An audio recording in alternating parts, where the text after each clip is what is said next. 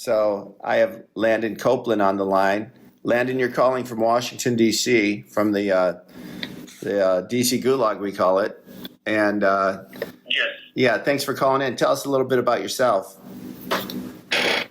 Well, my name's Landon Copeland, and I grew up in a Mormon community, what they consider a closed community, is what the terminology now used is, out in Utah. From the time I was 6 till I was 15, it was essentially probably the greatest time of my life was my childhood, because there was a lot more, the church kind of ran the town, so there was a lot more freedoms and a lot more, you could make mistakes as a child growing up, and you didn't get hauled off to the kid jail that they do these days and stuff like that, if you understand what I'm saying. Well, that sounds like a nice upbringing. I can't relate, but yeah, it's definitely unique to what most Americans experienced, I would say. Well, yes, absolutely. And then the government intrusion into the average individual's life there was very, very limited. The church's, power over an individual's life was quite a bit larger. But that really didn't occur until the collapse of the church, and then they really started a strangulation hold on people's lives, and then most people voluntarily left the church and became unaffiliated with the church at that point. Because Warren Jeffs was the leader of the church back whenever it finally all fell apart. But whenever he took over, my dad kind of saw that things were not going the way that his dad had. Warren Jeffs' dad, Reuben Jeffs, had ran the little town, and he saw that it was going the way of the dinosaur, and he left in about, I want to say, 2003 or 2004. And then we moved to Arkansas and started a sawmill, and that's where my family has kind of been, the core of my family is there ever since. Okay. So tell me about your activism. You said something before we started recording about being a member of Antifa. Is that correct? Yes, I've been a member of Antifa since 2006. That's whenever I was introduced. I was going to college at the time. Originally, I made, back whenever Facebook, you could use whatever name you wanted to create a Facebook page, and then only college students could, be part of Facebook whenever it first came out. And I made the first Antifa Facebook page, and that was after the Bush issue with the election, with the Bush issue and the counting the checks and the fraud in Florida that went on there. And then it was during the Obama election that I really, took to Antifa more than just making a Facebook page. We were out there handing out all kinds of flyers and different things of the evils of the Patriot Act and the different things that had occurred more recently. And if you know anything about the Patriot Act, it was probably one of the most draconian laws that have ever been made in this country. Well, it appears that they're using it now against regular Americans, and that was something they promised would never happen. Of course, a lot of people saw that at the time, like yourself, but others, just trusted that the government was going to do the right thing. I say that in air quotes, and obviously they haven't, and they're using it now, tactics like that to attack ordinary Americans every day. And certainly, I don't know if you knew this, Landon, but Gateway Pundit has been a victim of a lot of the censorship and blacklisting and the just banning from social media and all that. So yeah, absolutely. That's one of the issues that we're facing with these trials here. These guys, I make more physical contact with police officers more so than a lot of people. Of course, I have the diagnosis of PTSD and bipolar disorder from whenever I was in the Army.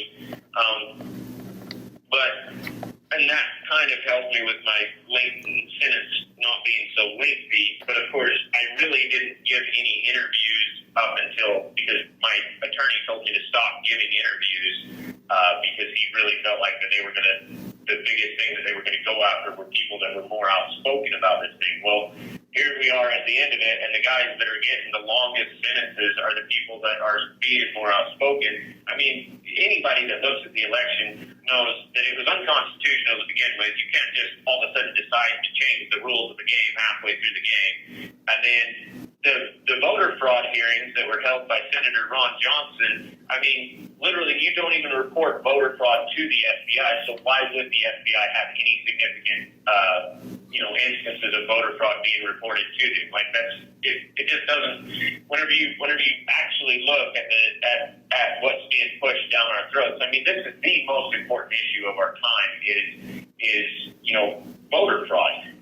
For a long time, people really haven't had confidence in their vote, and now here we are really seeing it at work, to where now they've used, essentially court legislation instead of, actual congressional acts to change voting laws, if you get what I'm trying to say. Well, yeah, there's a lot of problems with it, obviously, and we've been reporting on that. It sounds like we agree 100% on that. So it's really interesting once you start talking to people. I'm a big fan of Robert Kennedy Jr. He's a friend of mine. We're actually in a lawsuit together. He's very prominent Democrat. Of course, the party doesn't like him, but he says a lot of things I agree with.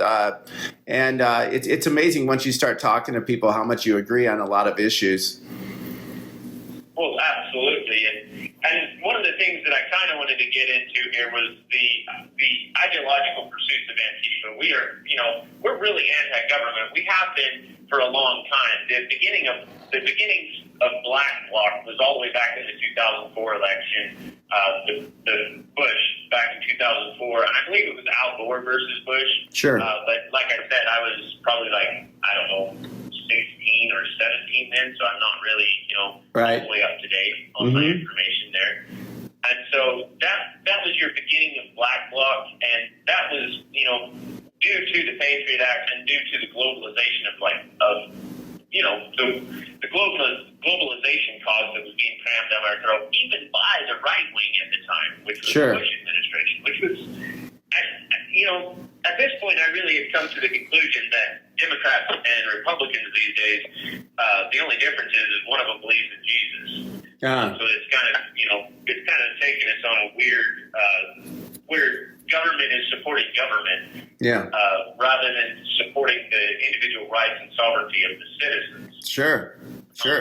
I agree. Just this week, Landon, we saw that, Republicans who historically they were supposedly against big spending, and yet they all voted for, over 100 Republicans voted for this just ginormous spending bill when inflation's out of control, and it doesn't make a lot of sense. And I agree with you. It sounds like we have more of a union party than a lot of us want to believe. Well, absolutely. And then one of the things that got Antifa and the Proud Boys so at odds with each other was Antifa was there a lot of times supporting, and of course it changed to where it was essentially just a war between the far right and Antifa, the far left. The Proud Boys were there supporting police officers that were forcibly shutting down peaceful protests at different areas across the country, especially in the Pacific Northwest, where I was most active,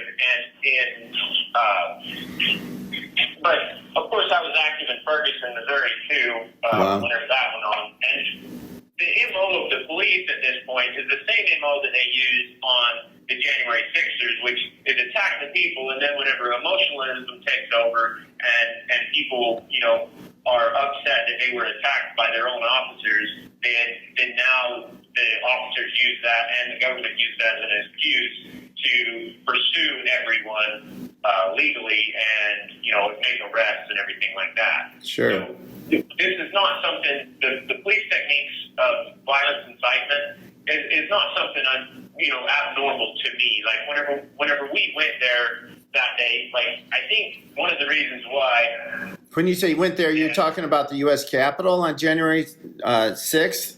Yes. Mm-hmm, okay. Well, if you understand my story, I didn't even go to the Trump speech. I went and took my pregnant girlfriend, to lunch because she was hungry because we've been standing around all day since 6 o'clock in the morning. And then we came back and we just kind of followed the herd of with people over to the Capitol. I was not really aware that we were doing anything over to the Capitol except for, just marching in a circle and being loud. Right. Well, whenever we got up there, the police were shooting people with rubber balls and attacking people with batons. And myself, I got shot with a rubber ball. Wow. And assaulted with a baton myself. I did everything I could to try and separate the people from the police. I even took a knee between the police line and the individuals, the people. At one point, trying to make, essentially trying to make a statement, hey, look, you guys are attacking us, and we're not here to hurt people. I mean, I know everybody there. I know myself especially. I would have been willing to walk through a metal detector. I would have been willing to be, strip searched to get to that building if they would have just let us. Yeah. I think one of the problems was Muriel Bowser the night before midnight. I think she did something where she shut down all the buildings to where you couldn't go in the buildings, set up some sort of emergency shutdown or whatever. So, and then one of the reasons why us as Antifa were there was because Charlottesville happened, and that was really, really bad. And we quit going to rallies blacked out after Charlottesville for quite some time. And the reason why, at least the group that I was running with was, and the reason why is because we were trying to make some sort of concession with the Proud Boys at this point, because you can't be having a war every time there's somebody's out there trying to have their voice heard between the citizens. That's not going to help anything. And so one of the things that we were instructed to do at the Trump rally was go there, don't black out, don't be there to fight. Let's try to make some concessions with the Proud Boys. We see that this voter issue is a serious ordeal, and we need to figure out what we can do to, essentially bring us together, because we want the same thing: the libertarian right and the anarchist Antifa left. Essentially, we want limited government, and that's the essentially that's what everybody really wants. And if there's a way to reach across beyond the middle and unite these two sides, I mean, I see that as our ultimate goal. And a lot of the members that I know that are Antifa members see that as our ultimate goal. And there's a lot of us that were involved in this. A lot of people don't understand. You have 1 minute remaining. We're involved in this. Are we going to be able to continue this conversation?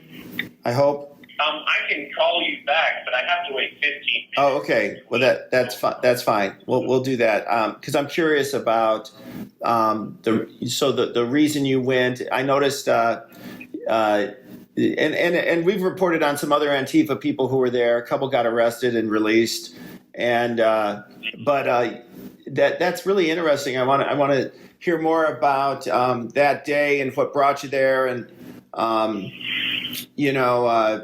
what you saw, and of course, what how many Antifa were there, what their purpose was, because that's all really interesting, and it's never been reported. Yes, sir. I'll definitely call you back as soon as this system lets me. For sure. Okay. Well, let's stop right there, and call me back in a few minutes. That'd be great. Thank you for using Global Telling. Hey, thank you for calling back. I'm so anxious to hear more of the story. So, you went to the Capitol there with your girlfriend. Now, was she went with you over to the U.S. Capitol, and was she part of Antifa? No, she's not affiliated in any way. She just grew up in the hometown that I grew up in, and I was going out there, and we were kind of, dating and young and everything. I was of the impression that nothing was going to happen out there, and so I brought her along, because, if you're going to go if you're going to go fight a war, the last thing you're going to do is bring your pregnant girlfriend, Yeah, right. So, me being a two-time Iraqi combat veteran, the way that I went, I didn't have anything on me. You know what I'm saying? I had 2 forms of ID in my cell phone, because I figured, I looked it up on the website, and you can buy a pass to go in that building for $10 or something to go on a tour of that building. Yeah. I figured, we'll just buy a little pass and go in the building and go sit down and, have a little conversation with our senators about what's going on with the world.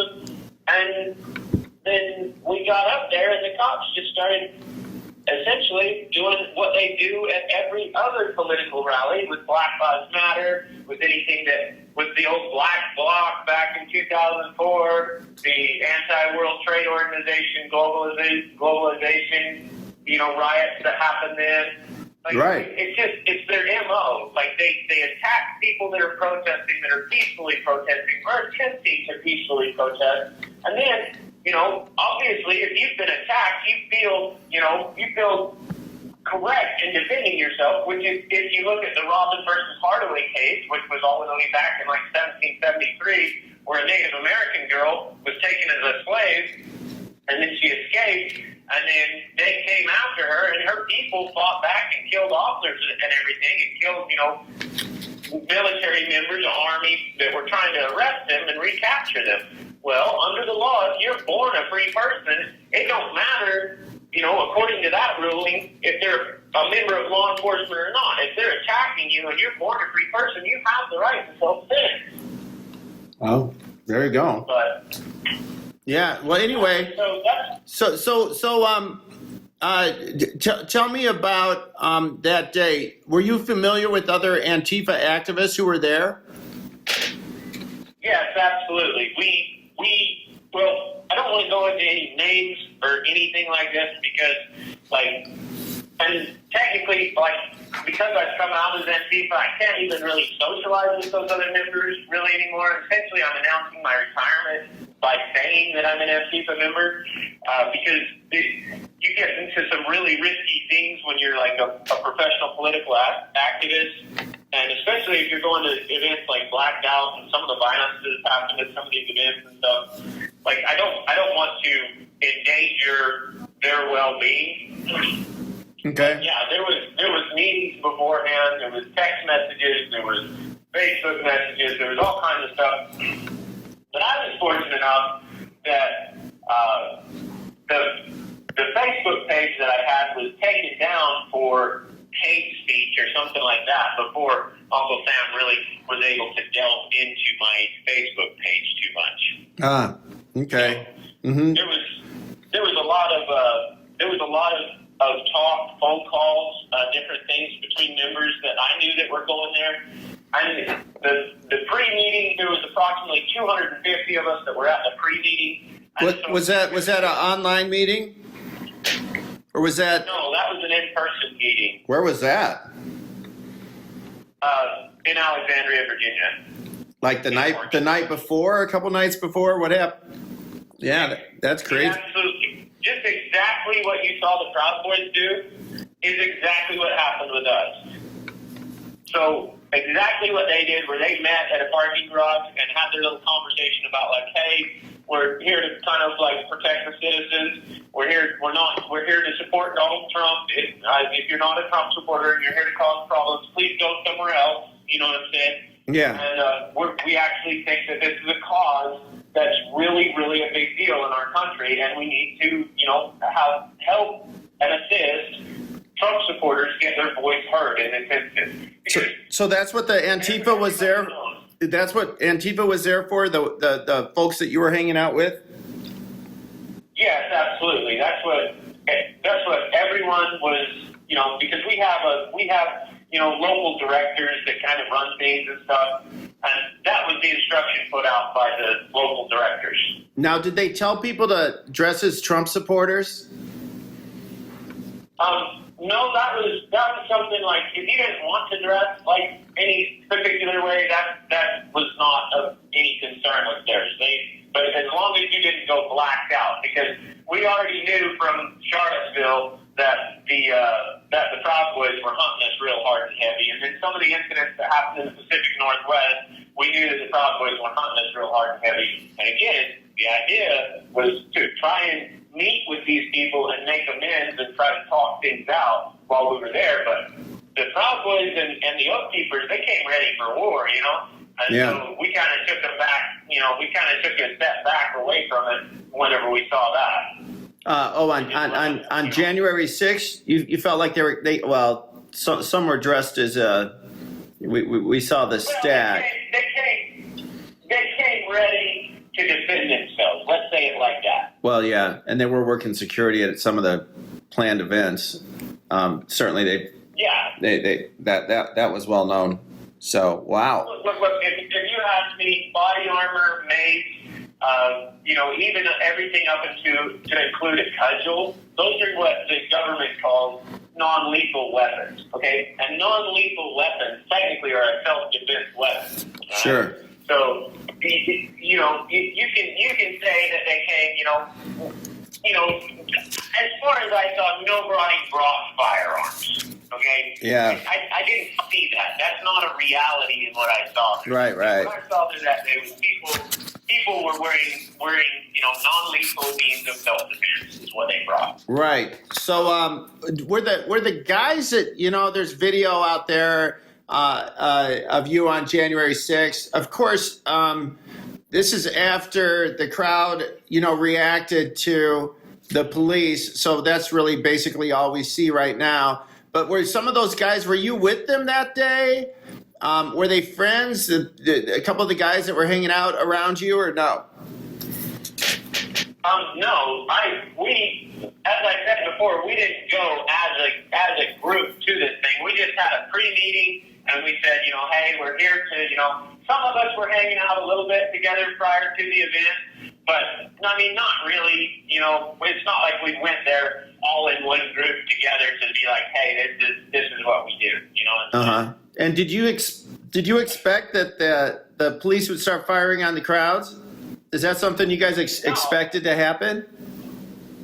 The police have never been violent with the right wing protesters. That this was so unexpected to everybody that I know, that because the police and the right wing have always been like hand in hand. You know what I'm saying? So, basically. For us to see the police attack and assault people that are their largest supporters. I mean, let's be honest. The right wing is the largest supporter of police. Well, they certainly have been. Yeah. It's like biting the hand that feeds you. I mean,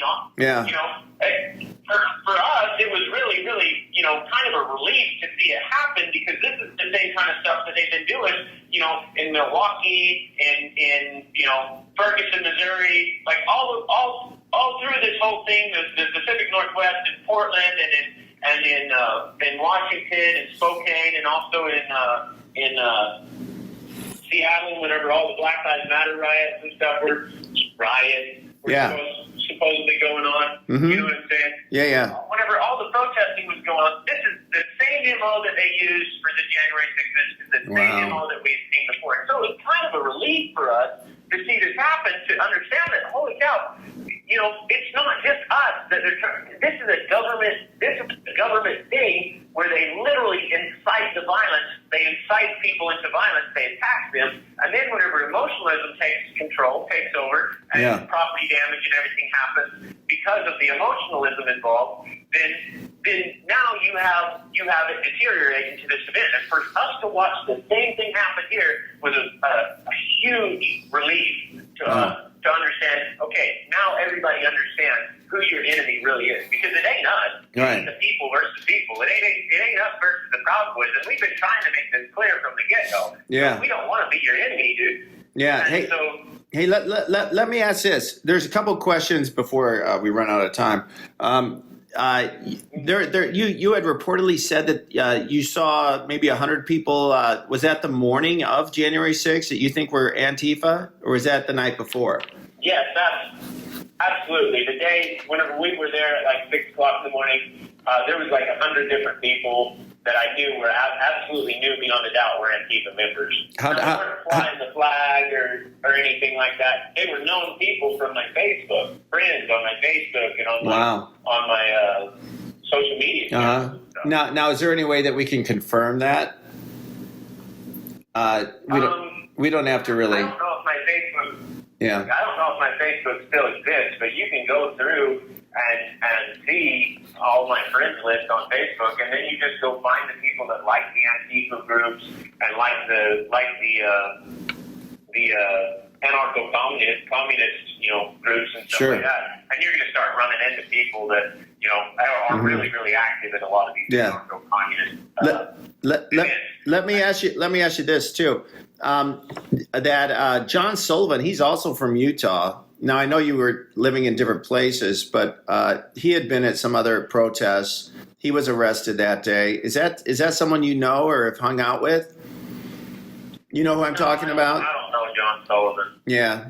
No, I don't, because I honestly haven't been involved in anything since Charlottesville, because we went to Charlottesville and with a group from the Midwest of guys that I knew, and some of them I knew from the Army and stuff like that. And that's whenever we went to Charlottesville, and whenever because in the Pacific Northwest, we were able to be the bridge. Antifa was kind of the bridge between the white supremacist gangs and Black Lives Matter, and everybody kind of came together to have what happened in the Pacific Northwest. And now we see, drugs are legal in the Pacific Northwest. We see a lot of things that both these groups were really asking for. Hey, leave us alone on these issues and quit destroying our lives, quit pulling us over, and for whatever means possible, destroying our lives. And so we were kind of a bridge between the white gangs and Black Lives Matter up there as Antifa members. Well, we get down here to Charlottesville, and all of a sudden, all the white gang members absolutely hate us for some reason. And so it really, kind of threw us for a loop of why is this happening? And a lot of us, as soon as that fight started going down, a lot of the group that I was with, we just kind of shut down operations and left. Yeah. So. Mm-hmm. Tell me about Ferguson, because I live in the St. Louis area. You were here back in 2014? And the issues with Ferguson was essentially, I want to say his name was Michael Brown, wasn't right. it? They shot. Yeah, absolutely. Black Lives Matter took to the street, and they were, protesting this. I mean, the guy said, my hands are up, don't shoot me. And then once the actual people started taking to the streets, they were shooting us with 40 millimeter rubber ball grenades. Wow. Okay, which is essentially like a 40 millimeter grenade launcher that goes underneath an AR-15. You have 1 minute remaining. They load those with rubber ball rounds like a giant shotgun, and they were shooting the crowds with those. Well, that's what started everything. And then at the time, there was this mindset of anti-business and everything, and so essentially every building that was a business-owned international company was burned in Ferguson, Missouri, which is really bad that happened. But at the same time, civil disobedience is the only way you can get Uncle Sam to listen to you. Well, it's certainly there's certainly a lot of burning buildings in that at that time. So, yeah, that was something. Yeah. Anyway, yeah. Well, there were some serious things that went awry. Yeah. So I hope it doesn't cut us off. You can call me back if you can. That'd be great. But I'd love to talk to you. Back in 15 minutes. Okay, I'd love to talk to you further. Let's do that. Okay. All right, Jim. Okay. Thank you, Landon. Thank you. Here. Okay, that sounds great. Thank you, Landon. I really appreciate the calls today. I know I'm going to have a bunch of questions as soon as we hang up later, but I appreciate your courage too coming out. This took a lot of guts. So, what made you talk out now? Say again? I was just going to say, what made you come out now and come clean? Well, first off, I knew that I didn't want to be considered affiliated for the trial and sentencing or whatever was going on, because as soon as you're affiliated, because of the gang laws and the gang affiliation laws and stuff, there's some things happen to you if you come out as affiliated. Right. And it's been one of the rules for Antifa members to never declare to law enforcement that they're Antifa members. Like that's like not unwritten. It's actually really part of one of our core principles is being an Antifa member. Never identify yourself. Don't dox yourself. Don't let anybody know who you are as an Antifa member. Don't, when law enforcement, if you're arrested, don't claim to be a member. Claim to be unaffiliated. And so those are the things that we've practiced for a long time. Yeah. And I feel like that's helped us essentially avoid infiltration by government entities. Of course, they have a call list now of members that I had called. Some of the leading members that I had called before I put out that letter. I wanted to make sure that this was something that we were absolutely sure about, and I kind of had to go ahead and the approval of them. It was kind of a group effort to kind of be like, hey, this is what I'm going to do. And I sure hope those guys understand that they're essentially compromised, and I hope that they can't get out of their on their own accord to kind of step away from this thing and kind of retire from the actual involvement on the street at least. Oh, okay. Yeah, so you reached out to some Antifa members before you released a letter. That's pretty bold. But that's what happened, huh? Yeah, because you can't. I don't think you can just speak on behalf of everyone without other people understanding what you're going to say. And so that's the reason why I've kept this to the core beliefs of Antifa as best as possible. If you look at the definition of fascism and then you just put anti in front of that, then that's essentially what Antifa is. And so to say that we're pro-communism is not necessarily true. And the reason why it's not true is because communism and if you look at a thesaurus, communism and fascism are absolutely 100% synonyms of each other.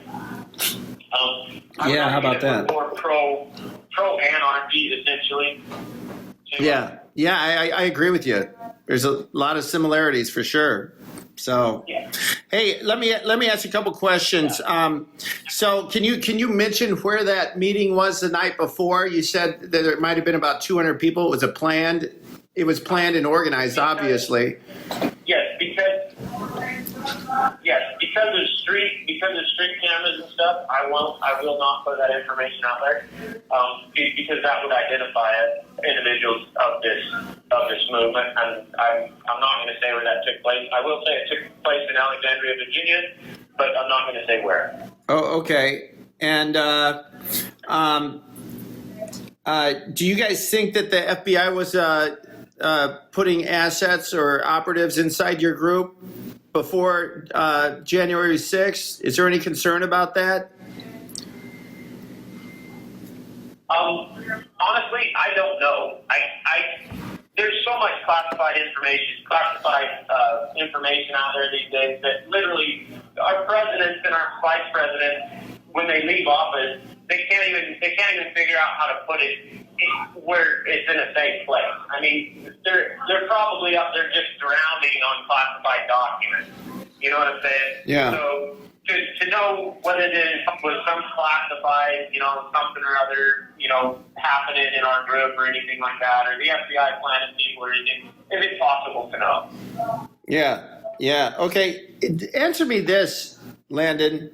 How do people get the money to go, across country to these different events? It seems like you said, a lot of Antifa activists, we see that they travel to different states for different operations. How do they get the money for that? Is there somebody funding or is it chapters that fund themselves? How does that work? Well, everything that I've seen so far, it's self-funded. Like, if you're an Antifa member and you want to vote for a rally, you just put some gas money together and a few friends and go. You know what I'm saying? And so I haven't personally seen anybody with like millions of dollars just drop out of the sky into their pocket. You know what I'm saying? That's a fantasy land for people to be going down that road. Just like what happened at January 6th. All those people were there of their own accord. Yeah, absolutely. We saw that. We didn't see much planning except for the announcement itself. And is that when Antifa decided to make a presence on January 6th? Was it after they just heard about Trump pushing the protest? And then so Antifa said, let's go? No. What? So it's a Women's for Trump rally, right? And most of Antifa members that were Trump supporters were open to going there, because there are people think that Antifa is like Alexandria Ocasio-Cortez. They're not. That's not Antifa. That's not anything even relatively close to the ideas of anti-fascism. So a lot of our members are Trump supporters and have been Trump supporters since Trump was elected to office. There's a reason why he won the election. He won a lot of our support. Sure. And so the people that were there as Trump supporters. We didn't fly the Antifa banner, you know what I'm saying? We didn't black out and fly the Antifa banner and go there, you know, to try and protect the protest. We didn't even know there was a protest going on. Until I walked over to the Capitol, I didn't know that they were going to walk over to the Capitol. I didn't know what was going on. And, you know, so under that, you know, everything happened there just exactly like it happened at every BLM event, everything else. You know, yeah, they were supposed to go march around or whatever and chant or whatever, and then the cops attacked them. Right, absolutely. That's exactly what happened, it looks like. So, yeah, and so... Tell me something where other Antifa... Go ahead. It's the same thing the government always does at any protest these days. It's just wash, rinse, repeat. Attack the people, they react emotionally, charge them all, put them all in jail. That's what it looks like, certainly. It was on a large scale, obviously. So tell me, do you think other Antifa operatives were arrested and charged that day? Yes, we have. I know for sure we have over 100 members, and they're close members. They probably won't talk to you. They probably won't come out as Antifa members, but we do have over 100 Antifa members currently incarcerated because of this event. That's a pretty large number. I know that the FBI's arrested. They're going on 1,000 people, so that's a pretty large percentage of those who are arrested. Then you're saying we're Antifa members. That's a statement no one has heard. Yeah, wow, that's wild. And were they arrested for what? Were they committing violence or walking in the Capitol or what? I would argue that most of them probably just have little minor trespassing charges and things like that. That's what we've seen with most of these guys. They're just like, they walked in the building, they're like, well, I probably shouldn't be here because, you know, probably not a good idea to be here, and then left. Yeah. So I would say most of the people are getting like minor charges for just being in the wrong area. You know, they call it trespassing on Capitol grounds or whatever. And so I could see that as being most of the charges that are filed against him. Okay. Absolutely. Like, I know that myself, I reacted emotionally and let myself get a little bit out of hand, and I would say that there are several of the members that have done this also. I would say so. It was pretty obvious. If you're getting fired on by police, it's going to, create some sort of a reaction. So, I'm. Absolutely.